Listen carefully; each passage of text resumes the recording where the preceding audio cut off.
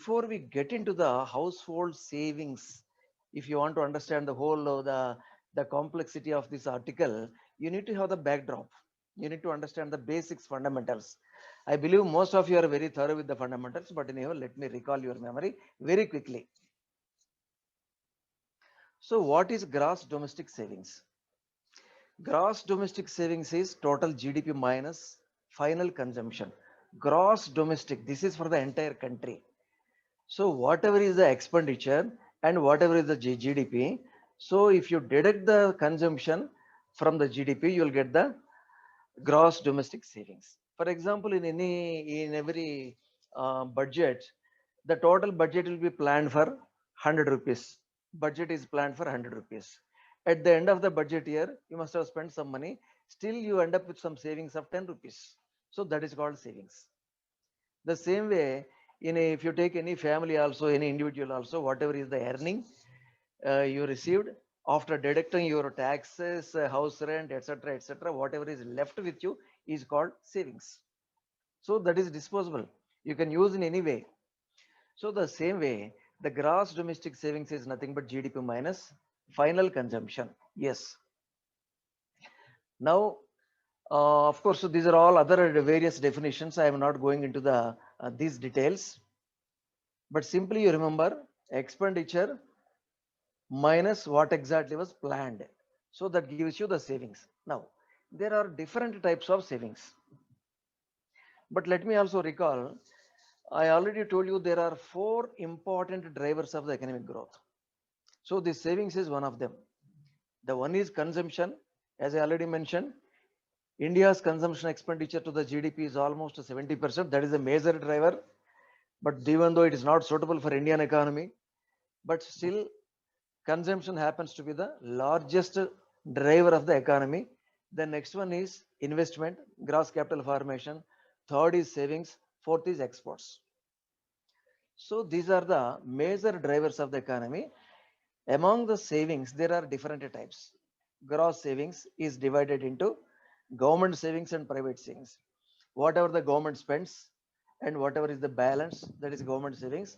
Private again includes private corporate as well as private household. Private corporate and private household. Corporate means all the companies and factories. So in companies also they plan something for a year, but at the end of the year, sometimes they'll also have some savings. Household, yes, as I already told, households against your regular income, what is your expenditure? Expenditure includes all mandatory payments. The balance is savings.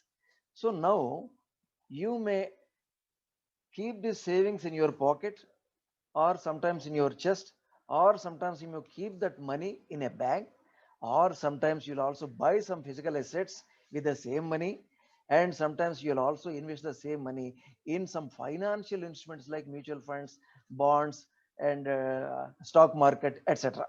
So therefore, household savings can be divided into two categories. One is financial savings, like keeping in bank or purchasing some stock market bonds or some debentures or some mutual funds, etc. And the other is physical assets like land, house, etc. Sometimes you'll also come across with the unaccounted savings. Under this unaccounted savings, so as you are already aware, gold and diamonds which are in possession of you will automatically classify under this. So these are the three types of household savings. Now this article is revolving around the financial savings, only this financial savings, not dealing with other physical assets or the unaccounted. So now out of these three major types of one and two private, corporate, and three household. Out of these three types of savings, within the household, now we are dealing with only financial savings. Financial savings. Okay. Now, I'll just take you to some the earlier years, how exactly we performed in the gross savings. Simply, I'm calling it gross savings. It is called gross domestic savings, GDS. So in 1911-12, it is 34.6 out of the GDP. Slowly, there is an erosion, there is an decline, and when it comes to the 2018-19, it is only 30%. So 30% is the total savings within the GDP from all the three different agencies, both government, private, household, all put together. So out of this total savings, you are already aware, public's contribution, government contribution is only around 1.5% out of the 30%. So most of the contribution is coming from the private household sector, around almost 18 to 19%, and private corporate is only around 10%. So these figures are almost standard. You please remember these figures. So the gross domestic savings is always around 30. Within 30, government share is 1.5, private corporate around 10%, household is around 18%. And within this 18%, again, if it is divided into financial and physical, so this is the ratio. Financial is very less at 6%, and physical, because most of us are inclined to go for only physical assets because we feel that is a safety, that is a safe way of saving the money. There is no risk involved in buying a land or buying a house. But always there is an element of risk if you invest the same amount in a bank or some mutual funds or some other stock market. Therefore, these are the standard ratios. So you need to remember these standard figures because for the last 10, 15 years, the country is maintaining more or less the same figures. Now this 30% within the GDP is almost same.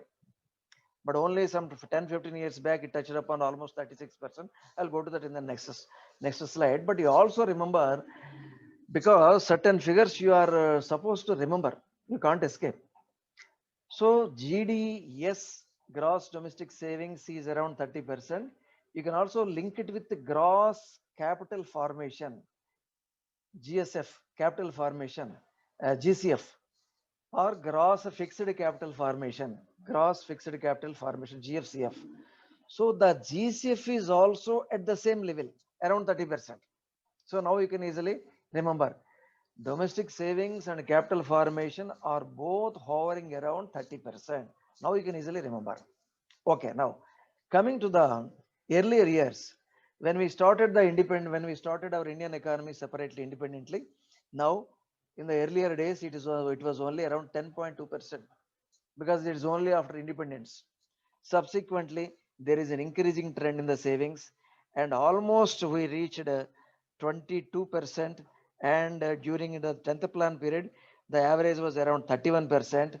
And subsequently, in 2008-9, we recorded the highest. You can also remember this figure. 2008-9 was a landmark year in the history of the country. So where the almost the GDS as well as the capital formation was also record high, 36 to 37%. And now again, there started a declining trend. Currently, 2018-19 is the current figure. So the government of India didn't come up with the latest 2019-20 figure. Of course, you cannot expect the 2021 figure. So 1920 is supposed to come any moment, but right now we have to adjust with only this 18-19 figure. So what do you understand out of this slide? So initially we started at the very low level, around 10%. So gradually there was an increase, and the record was in 2018-19. Again, there is a fall in the savings. So the savings is pertaining to all the three categories, both government, private households, all three categories come under this. Okay, now. But now for 2019-20, there is a World Bank figure. I don't know how come they got the figure. 2019-20, World Bank has come up with a figure saying that it is only 27%. Because I'm not quoting it here, it has not come from Government of India. Let us follow only the Government of India figures. But the World Bank says it is only 27%. Okay, whatever it is, there is a declining trend. So there is a possibility of below 30 touching upon in the coming days, coming years. Okay, now come to the actual article. Now the article says, now read this statement. Household financial savings. As I already mentioned, we are dealing with only financial savings. We are not talking about the physical savings like house assets, only financial savings. because collecting the data as far as financial savings is very easy, because they get this information from all the banks and other insurance and other agencies very easily. Therefore, that was the reason 2021 third quarter figures have been released by the Reserve Bank on just on 23rd of this month. Today is 25th, only 2 days back these figures have come. As I already mentioned, all the newspapers have carried this article. Okay, now what are they saying? So the household financial saving moderated means reduced for the second consecutive quarter, driven by significant weakening in the household financial assets, which more than offset the moderation household financing liabilities. So there are two important sentences: financial liabilities and financial savings. As you are already aware, financial liabilities are means your debts and the loans, your borrowings, which you have got from the financial institutions, whether it is a commercial bank or NBFC, whatever is. So now again, he is talking about the balance sheet. Balance sheet, whether financial savings vis-a-vis your liabilities, your borrowings, your debts, which is more, which is less. So now let's see in the next bullet. Households net financial savings. So gross means that includes only the savings, but net means you have to deduct the liabilities. Once you deduct the liabilities, you'll get the net. So net financial savings was around 8.2%. Now you can understand easily in the next bullet.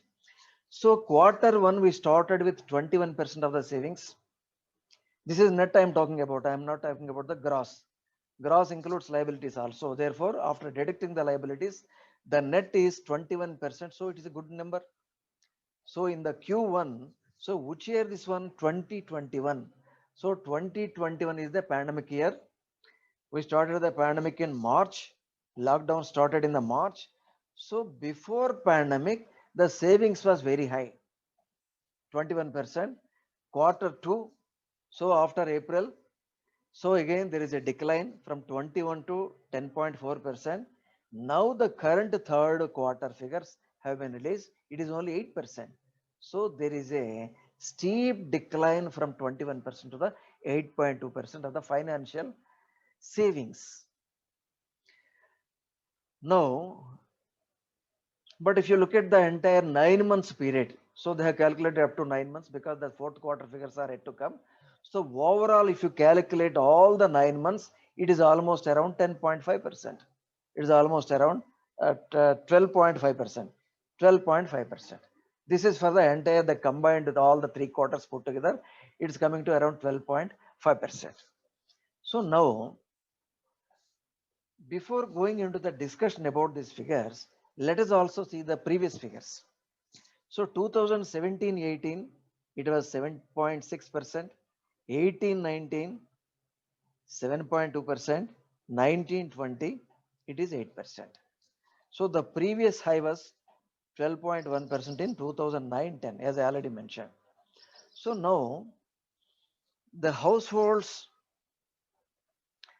financial savings largely in the form of bank deposits, 62% are bank deposits, because we don't want to take any risk by investing this money into the mutual funds or some other instruments. So mutual funds equity shares were 49%. So there is an increase by 49%.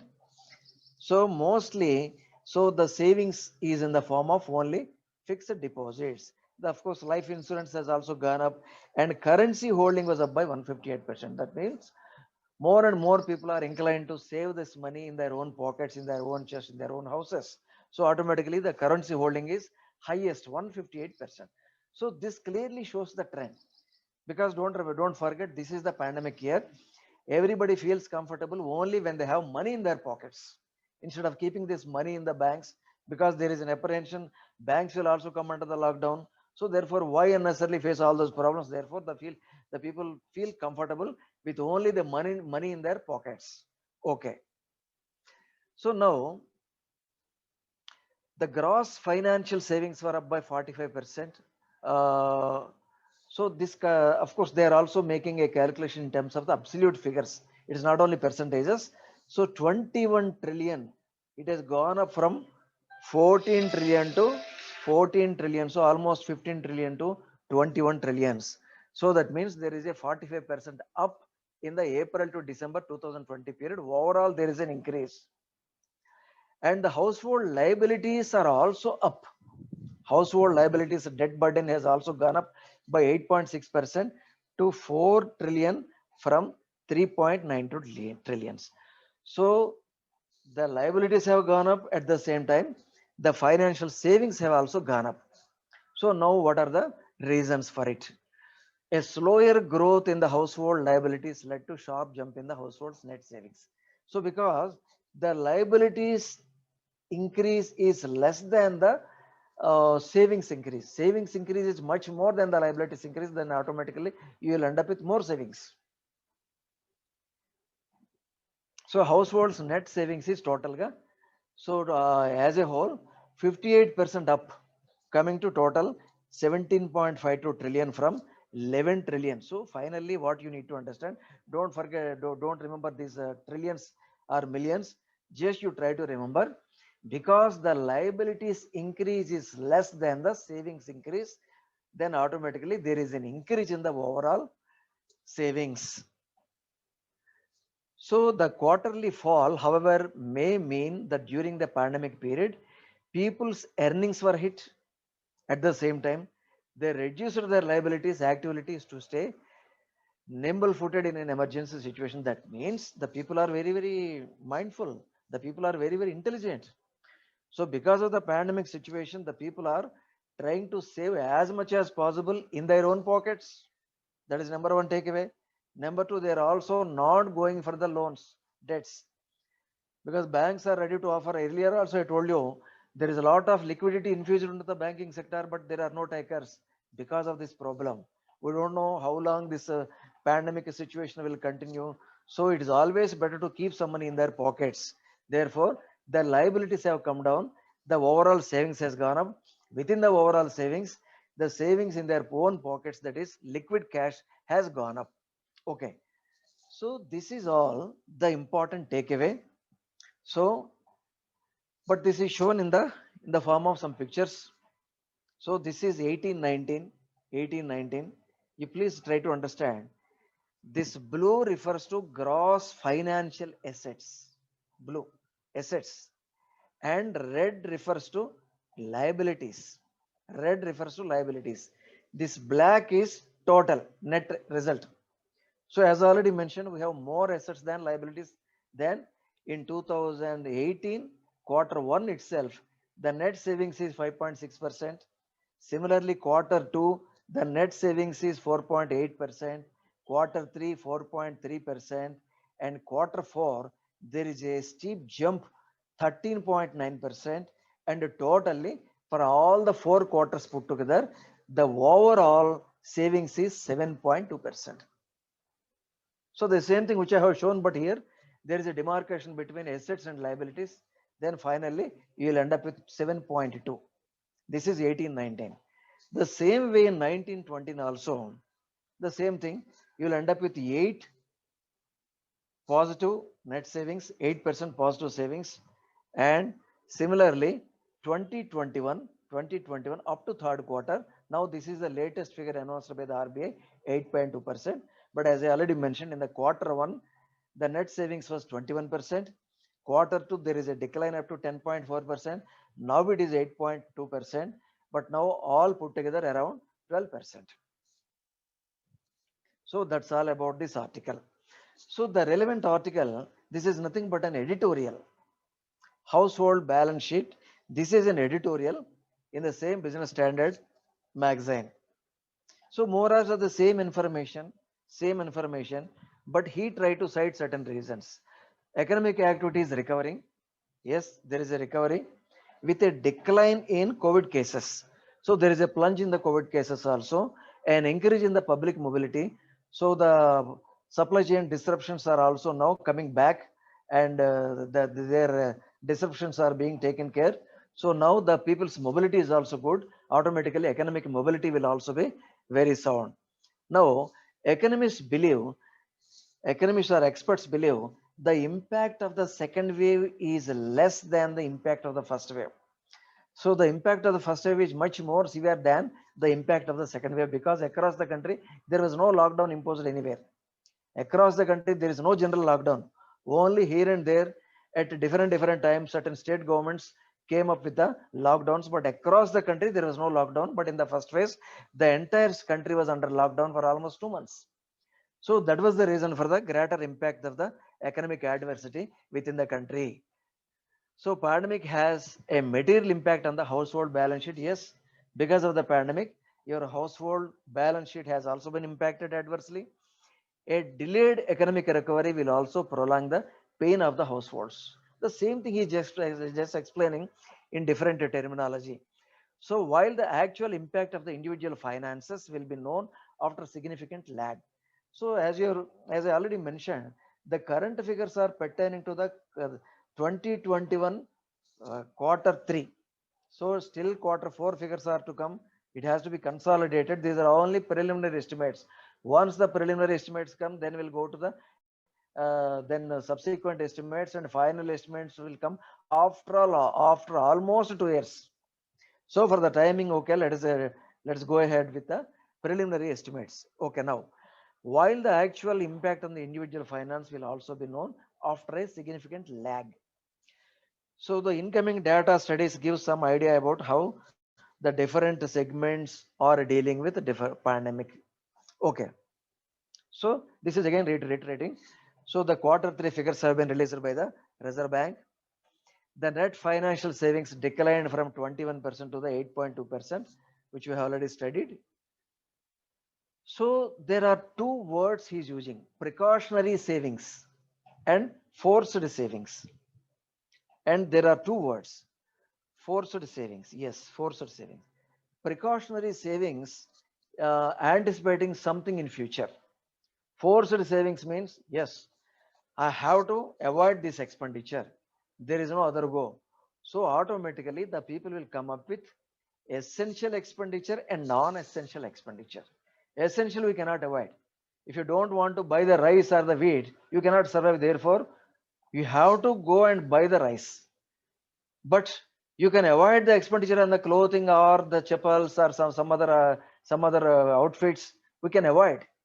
But as far as food related articles, you cannot avoid. Therefore, precautionary savings and forced savings. So these are the two types. Both have gone up. As the economy opened up, financial savings came back to the more normal level, and mutual fund investment has also gone up. So which I already discussed. And it appears that some households encouraged investment in mutual funds because bank deposits were offering negative real returns. So this is an important takeaway from this.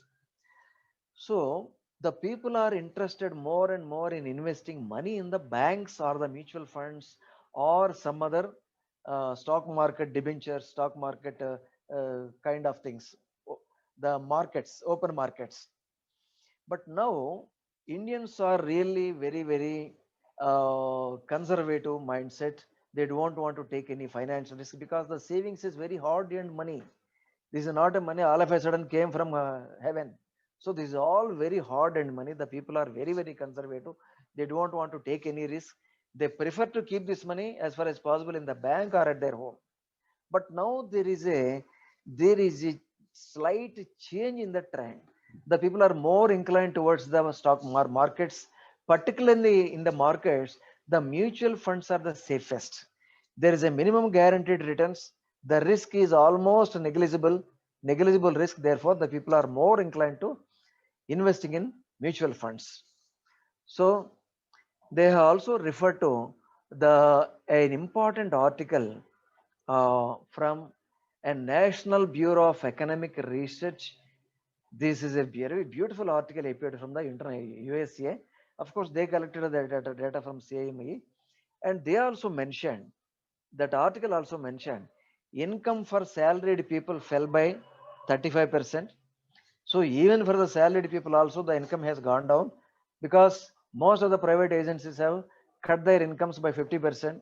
Some people were given not even a 1 month salary, but the most affected slot was the daily laborers. Their incomes were affected by 75%. Among the salaried class, the white collar was the least affected. So almost the government employees, but of course they didn't get any salary cuts. So they are the least affected. So, but the daily laborers, particularly the agriculture workers and other daily labor, they were the people who affected a lot.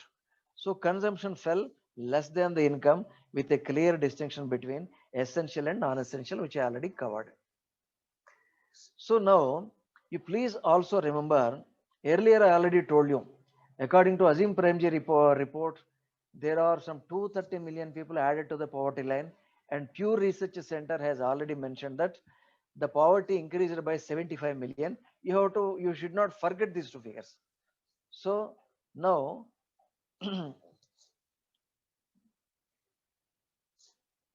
as a result, second wave has second wave has further damaged the of course anyhow the same explanation he has mentioned here, and less damage has happened by the second wave, and as a result household would first want to repair their balance sheet. It affects consumption and overall economic recovery. At another level, the decline in the household financial savings as well as the, but of course these are all the similar kind of statements. But now the important statement here is the financial savings. So he's also mentioning about the general overall budget deficit. As you are already aware, budget deficit is almost 7.3%, almost 90 debt to GDP has gone to 90%. So now the government is not in a position to invest anymore, and it has no option except to go for the market borrowings. So accordingly, it has already borrowed 18 lakh crores, which you are already aware. Now at this stage, so the reduction in the bank rates is not possible. So then automatically the people will not go for the borrowings from the banks, and the people are very, very conscious about the savings. So then automatically the savings within their homes is the most preferred choice of the people. Therefore, automatically the savings, uh, as far as the government is concerned, will be definitely show the declining trend. Since the general government budget deficit is expected to remain elevated in the near term, a sustained RBI support can increase inflation risks. So therefore, the inflation is also likely to increase, which you already discussed. Now inflation is around 6.3%. Wholesale price index is around 14%. Retail is consumer price index is 6.3%. In view of the government's large fiscal deficit of 6.3%, so in future we have already crossed the barrier of 6%. So in future there is a likelihood of more and more inflation. Therefore, the savings will also erode. That's what actually the editorial says. That's all.